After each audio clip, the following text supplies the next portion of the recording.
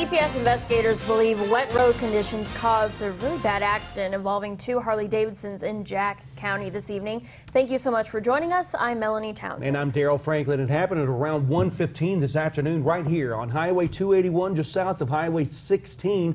Sergeant Dan Busing says riders on four Harley-Davidsons were heading south on 281 when the driver of one lost control and slid across 281 into the northbound ditch. He and his wife were thrown from that motorcycle, and Busing says her injuries are serious.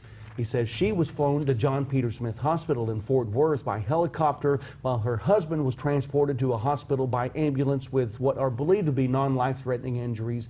One of the other motorcycles also crashed due to the wet conditions, but injuries from that crash are not believed to be life-threatening.